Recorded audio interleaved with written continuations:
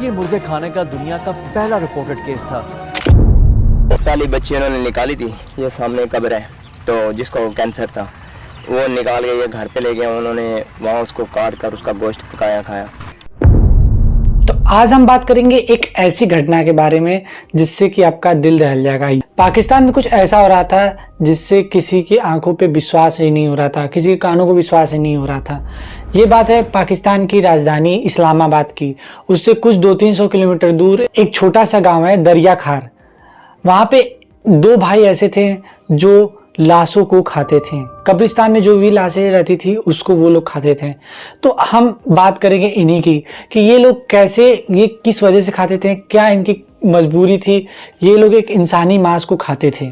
तो चलिए हम बात करते हैं इसके बारे में। सन 2011 की बात है। दो भाई लोग थे, दो सगे भाई जो थे वो ये सब काम को अंजाम दे रहे थे। इनकी जो उम्र की जो डिफरेंसेस थी वो 30 से 40 वर्ष की थी। मतलब एक भाई जो था, एक मान लीजिए 30 साल का है तो एक 35 साल का था। एक भाई का नाम फरमान अली था और दूसरे भाई का नाम आरिफ अली था। ये दोनों सगे भाई थे। मतलब इन दोनों के बीच में ऐसी मिलती जुलती थी, मतलब इन दोनों का दिमाग का जो भी कंडीशन था वो सारा कुछ नॉर्मल था। ये बहुत ही एक अच्छे इंसान थे। ये अपनी जीविका जो है साधारण ये चलाते फिरते थे।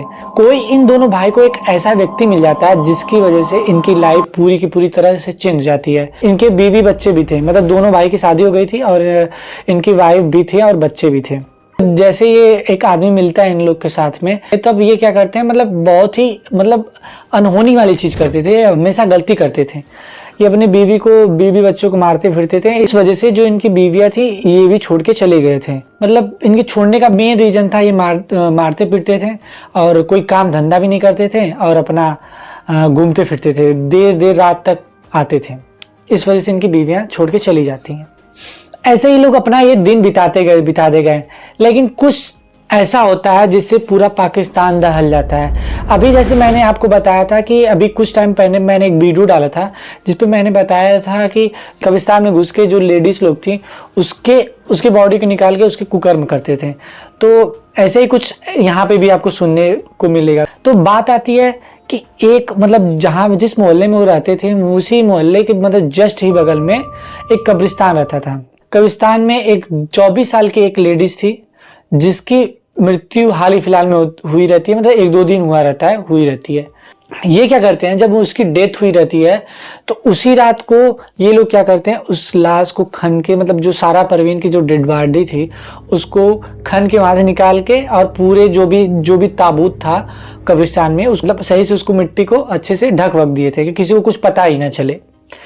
तो ऐसा करके ये सारा परवीन की जो बॉडी थी उसको घर पे लाते हैं। तो आपके मन में चल रहा होगा कि वो वाला केस जो मैंने बताया था कि जो गलत काम करते थे, लेकिन ऐसा नहीं था, ऐसा कुछ भी नहीं था। आगे हम सब कुछ बताएंगे कि आगे ये क्या क्या ऐसे काम कर देते हैं लोग कि जिससे पाकिस्तान बौखला जाती है इनको सजा दिलाने के लिए। तो इसके बारे में हम आगे आपको बताते हैं। अब क्या होता है, ये बॉडी ला दिए रहते हैं तो क्या होता है कि जो भी जिसके फैमिली के जो भी मेंबर होते हैं, जिसका कोई अपने दिल का करीबी जो गया होता है, एक फीलिंग जुड़ी रहती है कि भाई उसको हमेशा अपने फीलिंग को दबा के रखते हैं कि अब वो तो इंसान चला गया है ऊपर, ठीक है, अब उसको कभी मिल नहीं सकते हैं।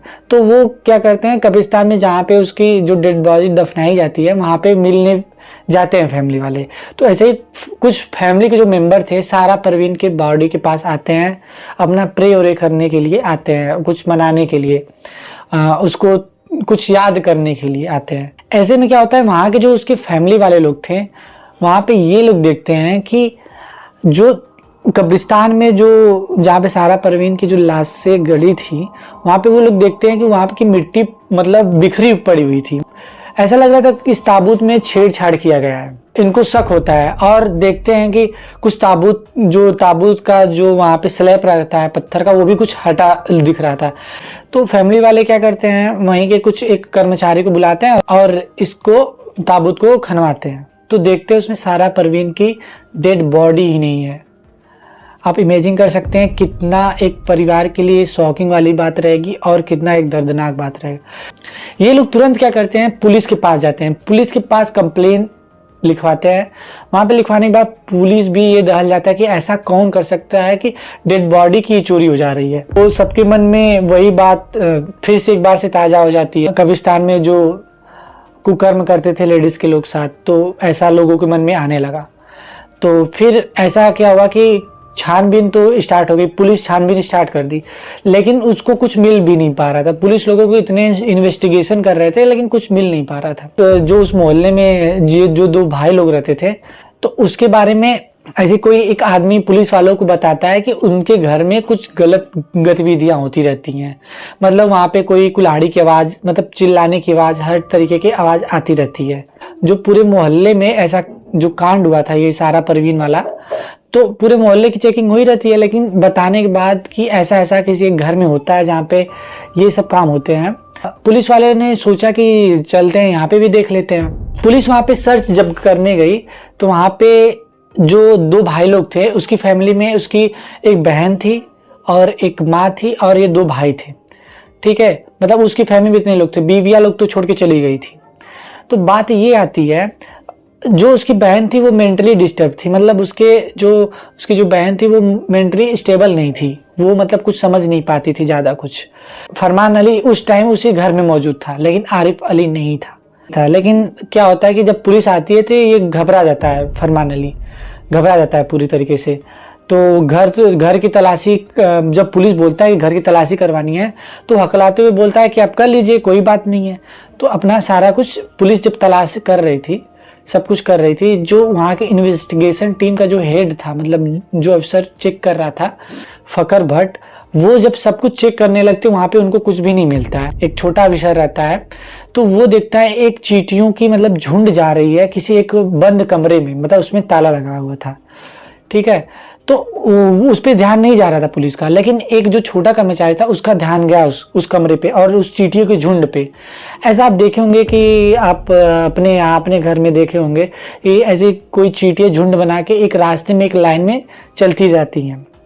तो ऐसा ही सेम वहाँ पे उस दोनों भाई के घर पे दिखा। तो और हल्की फुल्की बदबू सी भी आ रही थी। तो क्या करते हैं ये लोग, जो पुलिस कर्मचारी, वो तुरंत ही फौरन ही उस कमरे को जाके खोलते हैं। जो फरमान अली था उससे पूछते हैं कि भाई ये किसका रूम है? तो वो बोलता है ये मेरे भाई आरिफ अली का है। तो अच्छा ठीक है, वो कहते हैं अच्छा ठीक है, आप इसको भी चेक कर लीजिए भाई। तो वो पुलिस को चेक करते हैं। जब पुलिस चेक करने वहाँ पे जाती है तो वहाँ पे तो सब कुछ नॉर्मल दिख रहा था, कुछ भी दिख नहीं रहा था वहाँ पे। ठीक है, और इनको इतना पता भी नहीं था कि यहाँ पे पुलिस चेकिंग भी करने आ जाएगी। तो वहाँ पे सब कुछ नॉर्मल था, लेकिन जो चूटियों की जो झुंड थी वो एक नीचे मतलब वो जमीन पे रेंगते हुए एक रास्ते पे जा रही थी। वहाँ पे एक मतलब बेड टाइप का पड़ा था, उस बेड के नीचे एक बोरिया पड़ी थी। उस बोरिये में खून से लथपथ, मतलब खून टपक रहा था। तो वहाँ पे लोग आश्चर्य में पड़ जाते हैं, यहाँ पे क्या चीज़ पड़ी है। तो पुलिस वहाँ पे तुरंत ही उसको चेक करती है। चेक करने के बाद वहाँ पे देखती है भाई, वहाँ पे जो देखती है ना, वहाँ पे लोगों का दिमाग ही सन हो जाता है, पूरे पुलिस का और पूरे मोहल्ले लोग का, कि वो मतलब वहाँ पे देख के सारे लोग दंग हो जाते हैं। कुछ लोग तो बेहोश भी हो जाते हैं, इतना ज़्यादा वहाँ पे ब्रूटल हुआ था। वहाँ पे देखा जाता है जो सारा परवीन थी, जो 2 दिन पहले गायब हुई थी उस कब्रिस्तान से, वहाँ पे उसकी जो पैर की एक पैर का एक साइड का पूरा कटा हुआ था, एक हाथ पूरा कटा हुआ था। उसको काट के ये लोग पका चुके थे। फिर वहाँ पे फौरन फिर वहाँ पे और भी चेकिंग करते हैं। तो वहाँ पे एक छोटा सा एक रूम था, मतलब उसी रूम में एक छोटा सा और रूम था, वहाँ पे ये लोग पकाए हुए थे। उसके पैरों को एक बारीकी से काट के उसको पकाए हुए थे, उसमें अच्छे से मसाला वसाला डाल के सब कुछ। ये सब मैं नहीं बोल रहा हूँ कि ये मसाला वसाला, ये लोग खुद बोलते थे। उसमें मिर्ची मसाला सब कुछ डाल के ये लोग पकाते थे मतलब उस पतीले में। एक बड़ा सा बर्तन था, उसमें ये पकाते थे। तो फौरन ही वहाँ के जितने भी मोहल्ले के जितने भी लोग थे, जितने भी वहाँ पे सोसाइटी के जितने भी लोग थे, उसको पूरे मारने के लिए टूट पड़ते हैं उसके घर वालों को। ये दोनों भाई आरिफ अली और फरमान अली, दोनों भाई एकदम से घबरा गए थे। मतलब इतनी सोसाइटी उनके पीछे पड़ गई थी मारने के लिए कि ये लोग हक्के बक्के से लगे, समझ में नहीं आ रहा था क्या करें। लेकिन वहाँ पे पुलिस भी थी साथ में, इस वजह से वहाँ के जो मोहल्ले वाले लोग थे उसका कुछ कर नहीं पाए। तो पुलिस जब ले जाते हैं वहाँ पे अपने पुलिस स्टेशन में। वहाँ पे पूछताछ भी और भी करती है। तो वो पूछते हैं लोग कि ये तुम मांस क्यों खाते थे, ऐसा क्यों कर रहे थे, तुम इतनी दरिंदगी पे क्यों उतर आए गए थे। तो वो जो राज खोलता है ना, जिससे कि आप सोच सकते हैं कि भाई क्या इंसान मेंटली अभी भी स्टेबल नहीं हुआ है कि वो इतना सोच सके कि क्या चीज़ वो कर रहा है, क्या अपने फ्यूचर के लिए कर रहा है, क्या वो अपने मोहल्ले के लिए कर रहा है, क्या वो इतने नीचे गिर सकते थे। तो वो लोग जो बताते हैं कि उसके घर पे एक तांत्रिक आता है, तांत्रिक जो तंत्र मंत्र करते हैं, जो टूना टोटका करते हैं, उनको मतलब तांत्रिक बोला जाता है। तो वो आता है। तो ये लोग बहुत ही परेशान रहते थे, इनकी बीवी बच्चे अभी छोड़ के चले गए थे, तो ये बहुत लोग परेशान रहते थे। तो उसने बताया था कि अगर तुम एक इंसानी मांस खाओगे तो तुम हमेशा के लिए खुश रहोगे और तरक्की करोगे, ऐसा ये बात बोलता है तांत्रिक। तो इनके मन में ये बातें ट्रिगर कर जाती है, तो यही काम ये करना स्टार्ट कर दिए थे। ये तो पहला केस नहीं था। पुलिस जब ये लोग और भी बातें खुलासा करते हैं कि ये सारा परवीन जो थी ये पहला केस नहीं था, इसके पहले इन्होंने 100 डेड बॉडी का लाश, जो भी डेड बॉडी थी उनको काट कर खाए थे ये लोग। ये पुलिस सुनकर और भी मतलब दंग रह जाती है। मतलब ये क्या, मतलब कोई सोच भी नहीं पा रहा था। ये बातें जब न्यूज़ में आती है तो लोगों का गुस्सा और भी खौल उठता है कि भाई ऐसे मतलब हम लोग किसके बीच में रहते थे, एक आदमखोर लोगों के बीच रहते, एक भेड़िए के बीच में रह रहे थे। तो इतनी ज़्यादा सोसाइटी और जितने मोहल्ले के लोग थे पूरे सड़क पर उतर जाते हैं, पूरे मतलब जुलूस निकालने लगते हैं इन दोनों भाइयों का। मतलब गाड़ी तोड़ फोड़ रहे हैं, मतलब पुतले जला रहे हैं, सब कुछ कर रहे हैं। गवर्नमेंट के खिलाफ इतने ज़्यादा वायलेंस हो गए थे कि वहाँ पे एक कर्फ्यू लगाना पड़ेगा। ये इतना ज़्यादा हो गया। इनको फौरन ही अदालत में ले जाया जाता है। ऐसा कोई लॉ नहीं बना था, कोई अगर कब्रिस्तान में कोई लाश को अगर खाता है तो उसके लिए कोई सजा हो, ऐसा कोई भी लॉ नहीं बना था। लेकिन वहाँ पे पब्लिक का इतना दबाव था, इतना वहाँ पे प्रोटेस्ट हो रहा था, जिसकी वजह से उनके जो गंदे तरीके से उनका व्यवहार के, लाश को गंदे तरीके से बिहेवियर के लिए उनको 2 साल की सजा मिलती। मतलब अगर आप सोच सकते हैं कि जो 100 लाशों को ऐसे किया हो, मतलब खा गया हो, उसको बस 2 साल की सजा मिलती है। अब ये भी बात तो बाहर निकलनी ही थी कि उनको बस 2 ही साल की सजा मिल रही है। फिर इसके बाद फिर से प्रोटेस्ट होने लगता है कि नहीं, इनको सजा मिलनी चाहिए। लेकिन क्या कर सकते हैं, वहाँ के जो मतलब हम लोग के यहाँ पे जो संविधान में लिखा है उस हिसाब से ही सजा, कोई भी जो जज रहेगा वो उसी हिसाब से आपको सजा सुना सकता है। वो अपने से कुछ नहीं कर सकता है। अगर वो अपने से भी कुछ करेगा तो पहले एक बैठक बैठाए, वहाँ पे जो बड़े बड़े वकील रहेंगे, बड़े बड़े जज रहेंगे, सबकी सहमति से एक दूसरे आईपीसी बनेंगे, तभी जाके वो वहाँ पे अप्लाई कर सकते हैं। लेकिन वहाँ पे इतने टाइम नहीं थे, तो ये इनको 2 साल की सज़ा मिलती है। अप्रैल 2011 से ये लोग बंद होते हैं और 2013 के मतलब लगभग ये लोग छूट जाते हैं। फिर जब जैसे ही पता चलता है कि ये बस 2 साल के अंदर में ये छूट गए हैं, फिर वो बाहर आ गए हैं, तो फिर से प्रोटेस्ट स्टार्ट होने लगा। फिर से इनको जो जहाँ पे मोहल्ले के लोग थे, जहाँ पे फिर से घर पे आया, तो इसका वहाँ पे रहना ही मुश्किल हो गया था। इसको लोग हमेशा वहाँ पे मारने के लिए उठे रहते थे। तो ये लोग क्या करते हैं, फौरन ही पुलिस को कॉल करते हैं। पुलिस वहाँ पे मौके पे आ जाती है, इन लोग को बचाती है।